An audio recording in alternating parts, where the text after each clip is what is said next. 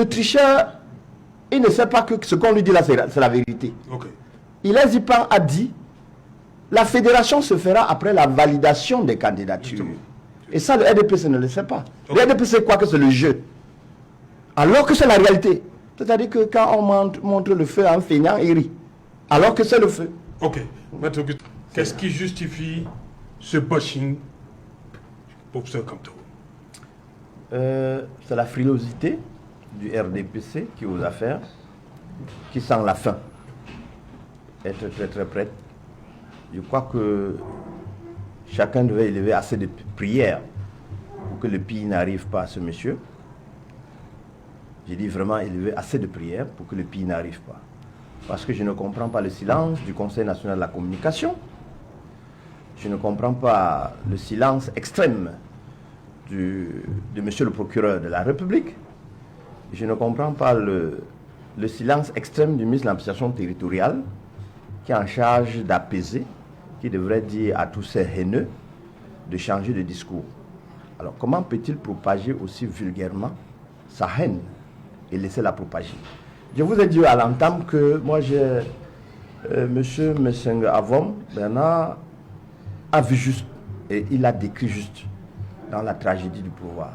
Cette tragédie, nous devons l'éviter par tous les moyens. Voyez-vous,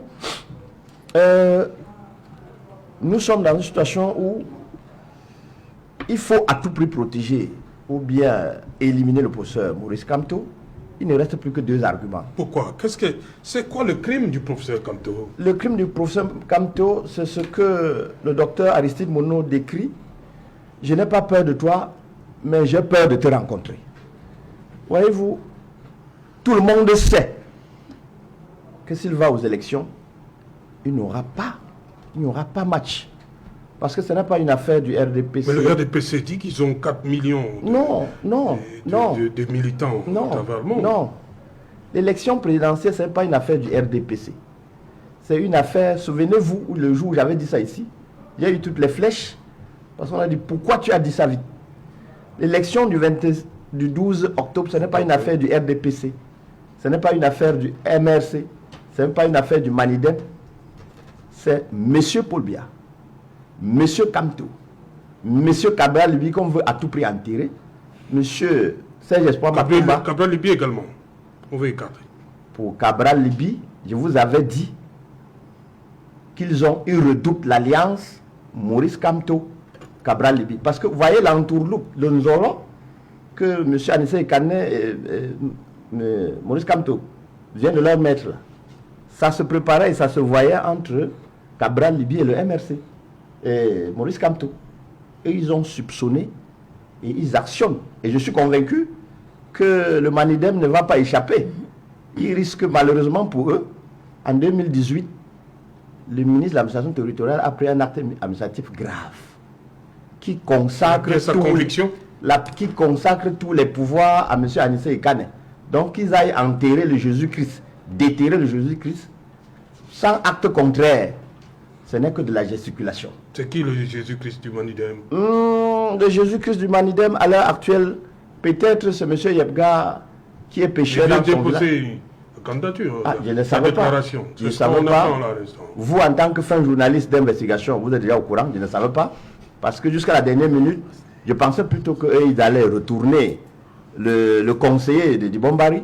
Comme celui-là, il est inflexible, il faut aller déterrer le mot. En réalité, c'est de la diversion politique. Pour répondre... Il y a un acte qui reconnaît Anissé Ekane comme le président. Ça date de 2018, c'est signé de M. Le 17 juin 2018. Il a par ailleurs inversé les candidats en 2020, non? Bien sûr. L'actuel conseiller qui permet au Manidem d'investir, la liste qu'on a tous vue, en vertu de a été investie par Anissé Ekane. En vertu de cet acte de 2017 juin 2018, signé du ministre de l'administration territoriale, habilitant M. Anissé Ekane à être le reconnaissant comme unique propriétaire et patron du Manidem, il a investi ce candidat en 2018 et en 2020. Entre ces deux dates, il n'y a pas eu de désordre. Donc ce sera une candidature pour rire. Ou bien, ce sera pour dire que nous sommes dans une république où on vit normalement la tragédie du pouvoir. Mais je sais qu'on ne va pas y arriver quand même. On ne peut pas dire que toutes les institutions riment à la volonté de la fraude, non. Riment à la volonté du non-droit, non.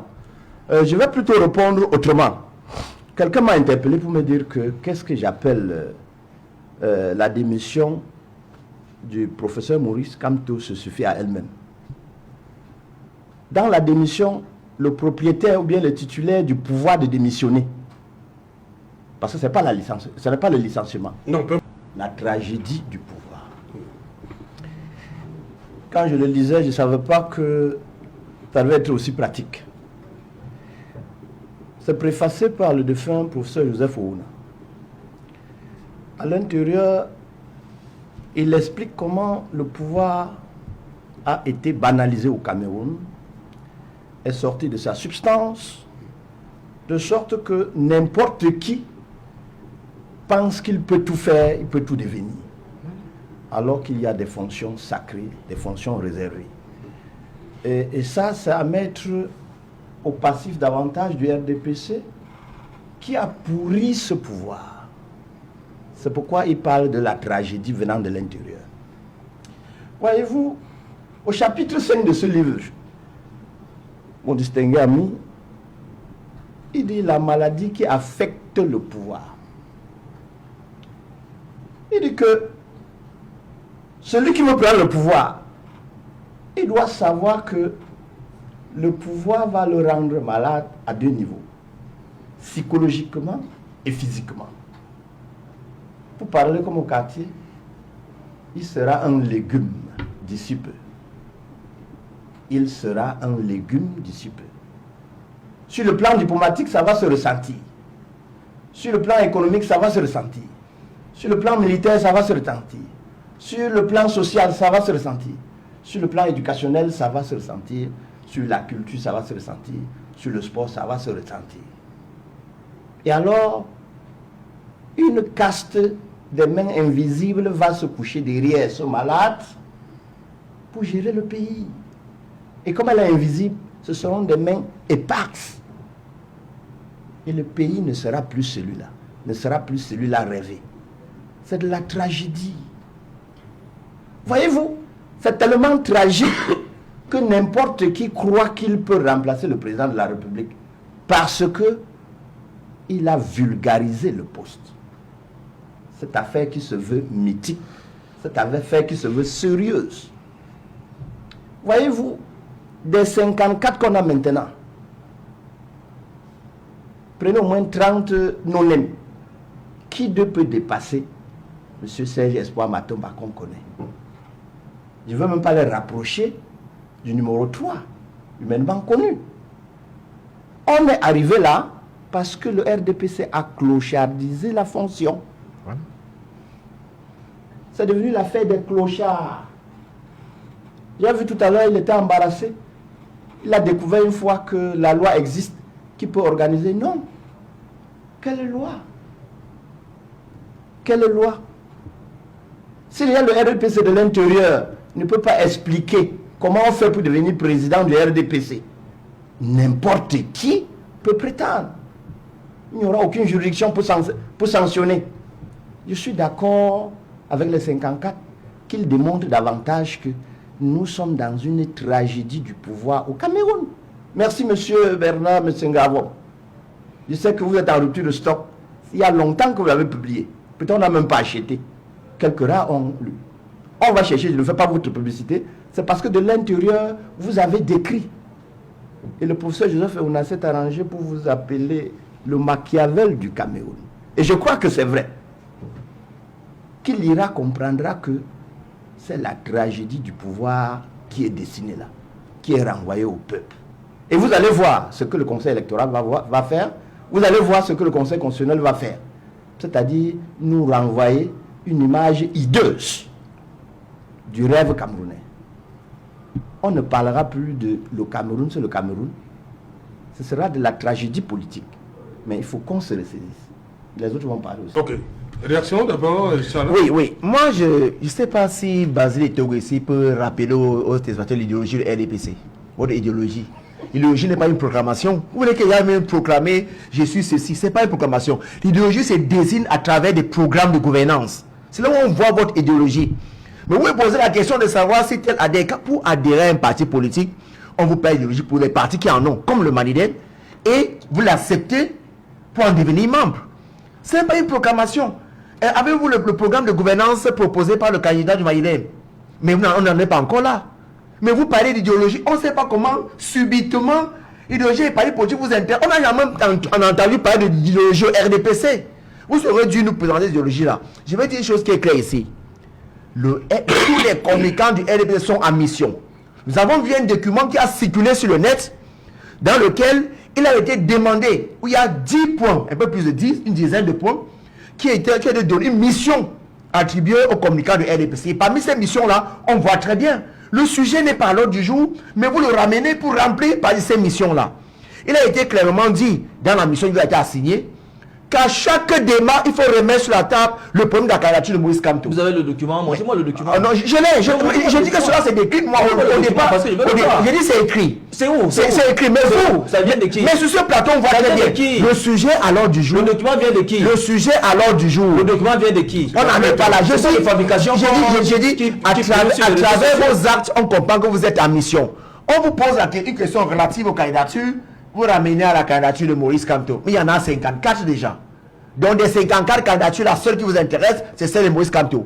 Et vous revenez sur le Maniden, qui est un parti de gauche, qui est investit neutral, libéral. Je comprends. En fait, vous êtes en mission. Et la mission est bien cela. Et on vous a dit dans la mission-là, qu'à chaque fois, il faut poser sur la table des raccourcis qui visent à... Il faut le dire ici. Je n'ai pas envie de prononcer le mot. J'attends la lettre de mission. Rejeter la candidature. J'attends la lettre de mission. Mais là, je vous dis, les Camerounais le savent. Nous parlons aux Camerounais. Il y a un complot savamment orchestré par le régime en place. On a vu cela à travers les sorties du ministre Grégoire Rona.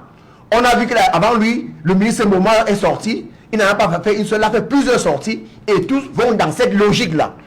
Ce substitut au Conseil constitutionnel, ce substitut à l'ECAM, pour rentrer dans les pièces du candidat Kamto, on vous a posé. Vous avez vu le dossier de M. Kamto? Vous êtes en mission. J'attends la lettre de mission que vous stipulez. Je dis, vous êtes en mission. Vos si vous ne pouvez pas publier cette lettre ici, là, ça veut dire que tout ce que vous dites là, mais vous êtes en sens. Mais cela n'a pas de sens. Ce sont des allégations. On vous pose une candidature. Écoutez, le Maïdem a une mission salvatrice. Nous sommes les fils de Oum. Et en tout temps, la mission que Oum a léguée à ses fils, était d'unir le Cameroun et le Camerounais. Et nous pensons qu'à travers cette candidature, les Camerounais sont unis. C'est ce qui a été fait. Ensuite, élever le niveau de vie des Camerounais. Et nous pensons que après le 12 octobre, le candidat du Maïdem, qui va remporter à plate couture, battre à plate couture les autres adversaires, va implémenter cela. Nous sommes dans cette dynamique-là. Donc ici, on parle des candidatures, on ne parle pas d'une candidature précise. Le jour où vous voudrez que ce plateau vienne opposer les idéologies, RDPC Maïdem sera fait. Le jour où vous voudrez qu'on va planter les programmes de gouvernance, autant celui de Kamto que celui de M. Bia, on le fera. Ici, vous aurez gagné à planter le bilan de M. Bia, qui n'est pas au même niveau que les autres candidats. J'attends toujours la lettre de mission. Hein. On n'avait pas la... Non, vous avez dit qu'il y a la lettre de mission, il y a 10 points. Vous êtes à vous avez cité un point. Vous êtes qui est celui, n'est-ce pas, de tenir la candidature de votre... De donner les arguments pour que ce candidat... J'attends juste la lettre de mission. Pour prouver à ceux qui nous écoutent que c'est une réalité. Les Camerounais nous regardent. Ce sont des allégations. Ce sont des allégations, monsieur. Et je ne veux pas m'en tenir là. Le débat par ailleurs. Celui qui a la parole. Oui, allez-y. Le débat porte sur les candidatures. Parlons des candidatures. La pléthore. On parle de la pléthore. Qu'est-ce qui peut justifier? Et je dis, s'il y a une pléthore de candidatures, précisément parce que cela profite à un parti qui est le RDPC et à M. Bia. Pourquoi? Parce qu'il veut, à travers la pléthore, effriter les voix qui reviendraient à ce qui est considéré comme l'opposition et garder les celles qui lui sont acquises. Donc, à travers les pléthores candidatures-là, alors, ils cherchent par une manœuvre bien orchestrée à remporter les élections. Mais c'est clair. C'est bien sûr. À qui profite ce complot? Bien évidemment au RDPC. Bon. Moi, je ne lis pas dans les bouts de cristal. Hein. Je vous en prie. Ce sont des non, vas-y, je vous en prie. Mais les tests sont clairs. Tout le monde est libre de se planter à l'élection. Personne n'interdit. Vous nous l'avez déjà dit, Basile. Donc ce que vous dites là, ce sont des allégations qui sortent de la boule de cristal. Et moi, je ne suis pas un sorcier. Et il n'y a non plus une réunion de sorcellerie ici. Mais Merci, vous avez Baptiste. pu lire le dossier de M. Kamto pour savoir qu'il y a une pièce qui manque. C'est ce que j'ai dit. Vous avez pu avoir accès au dossier de M. Kamto pour C'est ce savoir que qu'il y j'ai a une dit. pièce J'ai qui dit qu'il y a manque. une pièce qui manque. Vous m'avez vu entrer dans le dossier. J'ai juste dit que ça doit respecter les conditions de fond et de forme. La même chose pour tous les candidats. Ce n'est pas parce qu'on s'appelle tel qu'on devrait, n'est-ce pas, laisser passer sa candidature. Ça doit respecter tous les candidatures, doivent respecter la condition de fond et de forme. C'est de ça qu'il est question. C'est ce que j'ai dit. Et même... J'ai compris, Albert. Non, vous n'avez pas la parole. Vous n'avez plus la Non, parole. non, je vous le conseille. Non, merci, ne me conseillez pas. C'est moi qui concède la parole. Albertine Matomba, vous parlez des causes. Vous dites que c'est un problème de gouvernance. Les Camerounais, vous pensez que ceux-là pensent que ceux qui sont là ont échoué et ils veulent, on va dire comme ça, rectifier ce qui s'est passé? D'où cette motivation extrême. C'est j'allais autour. Je crois deux dames, hein? Deux dames aussi. On a plus de 40 ans de souffrance au Cameroun. Oui.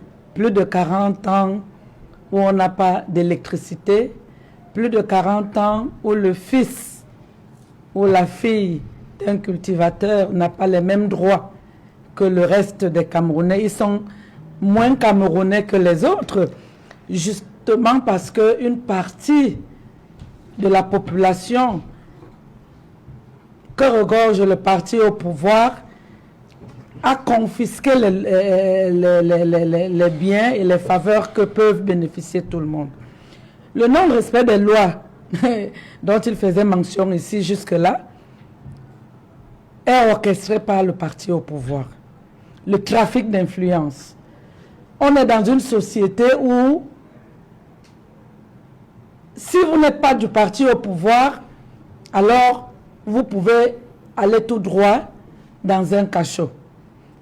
Et pire encore, ceux que nous pensons avoir choisi ou qui ont le pouvoir politique dans nos régions, dans nos localités, qui sont les sous-préfets, les préfets, usent de ce trafic d'influence pour asservir le peuple au bénéfice du parti au pouvoir. Mais alors, qu'est-ce que les Camerounais cherchent?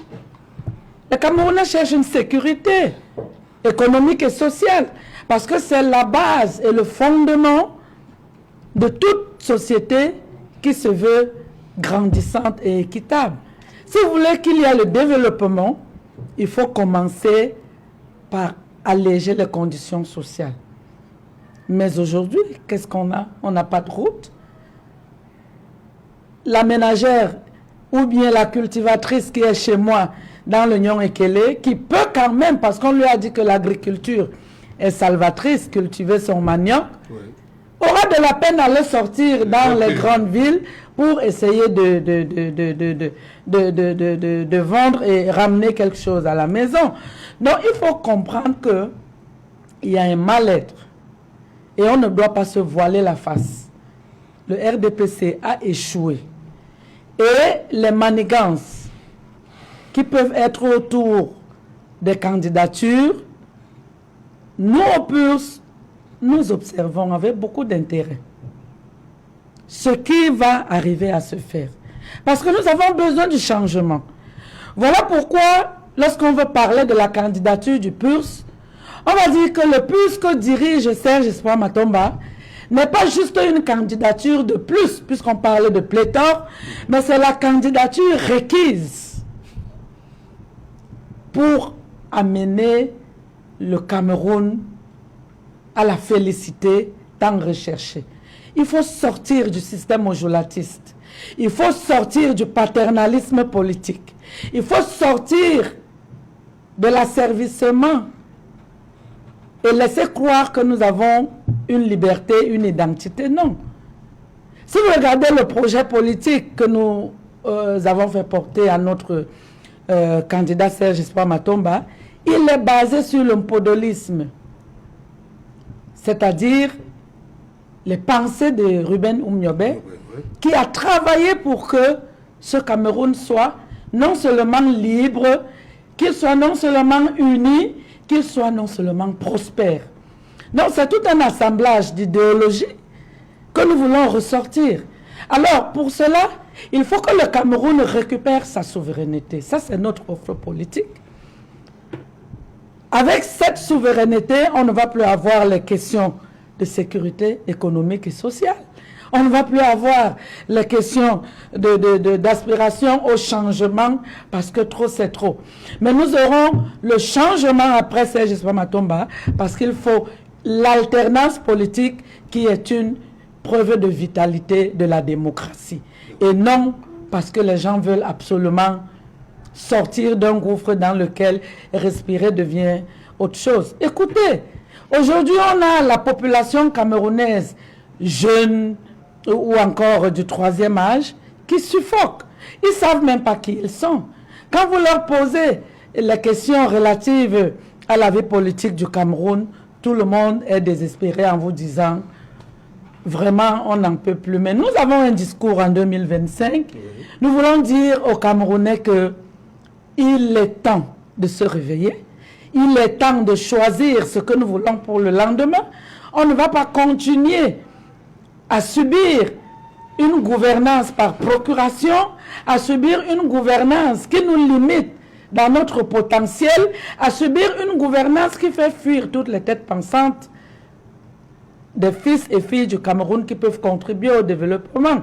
Ils prennent soit la route du désert et finissent dans des pirogues de fortune. Les familles n'en ont plus, c'est une très grande perte pour le Cameroun. Ou encore ceux qui vont dans l'esclavage volontaire au Canada, parce que dans des années antérieures, lors des indépendances, on a pris nos vaillants bras ici en Afrique et particulièrement au Cameroun et on les a obligés à partir. Aujourd'hui, les Camerounais partent eux-mêmes. Ils donnent les mains, liez-nous, faites de nous ce que vous voulez, parce que l'enfer, on ne peut pas en vivre plus qu'au Cameroun. Donc, cette pléthore de candidatures, s'il faut reprendre le mot, a tout son sens, parce que les gens recherchent un équilibre sur le minimum social qu'ils pourraient avoir. Voilà, Maître Augustin Gueffard, cette pléthore de candidatures, beaucoup pour un parallèle avec le bilan de 43 ans. Serge Alain, je vais commencer par apporter une observation sur l'ancienne du RDPC que j'ai suivi tout à l'heure. Oui. Basile Togo, lui, revenant sur son ancienne, il a omis un argument. Je ne sais pas si c'était une omission ou bien c'est parce qu'il manquait du temps sur la légalisation de la signature du professeur Maurice Kanto. Vous n'avez plus ça dans le projet. En tout cas, passons, je crois que vous, dans le Manidem, vous ne devez pas prendre cela avec assez de colère. C'est très bien. Vous savez, je suis de la race Mlé. Chez nous, le successeur, c'est l'enfant qu'on torture beaucoup. C'est-à-dire, quand il passe, on veut le voir parfait. Chacun donne le coup parce qu'il voudrait qu'il soit le modèle type. Vous voyez, avant qu'il ne parte du MRC pour chez vous, il y avait quelques petits déchets. Mais de leur côté, ils ont tellement cogné qu'il a poli ça. Il est venu sur vous parce qu'il a redressé. Donc il faut plutôt tirer un coup de chapeau à M. Atangandji, Grégoire et autres là, qui sont en train de polir le successeur. Voilà, ça c'est dans ma tradition. Le successeur, il prend beaucoup de coups. Les législateurs camerounais, ils ne connaissent pas la notion de successeur, mais traditionnellement, ça existe chez nous. C'est l'enfant qui souffre trop. Mais en réalité, ce sera le meilleur enfant le jour dit. Ce sera le meilleur, c'est le premier des enfants le jour dit. Donc, ne tenez pas trop rigueur. Prenez ce qu'ils disent, et vous aussi, qui avez hébergé cet enfant-là, vous essayez de lui de laver. La seule chose qu'il fallait lui répondre, c'est qu'il fallait lui demander de vous donner le régime juridique de la démission. Ça, c'est ce qu'ils ont mis. Quel est le régime juridique d'un membre d'une association privée qui démissionne? Donnez-lui le simple mot. C'est potestatif. C'est-à-dire que la démission se suffit à elle seule. On n'a pas besoin de justifier. Oui. Il n'y a pas de preuve. La démission, elle se justifie par elle-même. C'est-à-dire quand tu as dit « j'ai démissionné », ça suffit. Il n'y a plus de preuves. C'est potestatif. Potestatif. Parce qu'il n'emporte pas avec lui le MRC. Quand il démissionne, il laisse le MRC là-bas. Ça devient, comme il a dit, en français facile, il a dit que ce qui concerne le MRC ne me regarde plus. Vous avez ri au quartier, alors qu'il était sans comprendre. Il était en train de vous dire de façon très sophistiquée, hein, en sachant ce qui vous manque. C'est bien pour le conseil, vous avez compris à votre niveau, vous avez apporté vos réserves, mais il vous a répondu en élevant le niveau. Et il souhaite que tout ce que nous faisons au Cameroun, que le niveau soit un peu plus élevé. Donc, revenant à ce que nous appelons la pléthore de candidatures, non, il n'y a pas de pléthore de candidatures. Il n'y a pas de pléthore de déclarations. Monsieur Hilaire Zipan, qui est un de mes amis, il a passé tout le temps. Vous savez, le tricheur, il ne sait pas que ce qu'on lui dit là, c'est la vérité. Okay. Hilaire Zipan a dit, la fédération se fera après la validation des candidatures. Et ça, le RDPC ne le sait pas. Okay. Le RDPC croit que c'est le jeu. Alors que c'est la réalité. C'est-à-dire que quand on montre le feu en feignant, il rit. Alors que c'est le feu. Ok.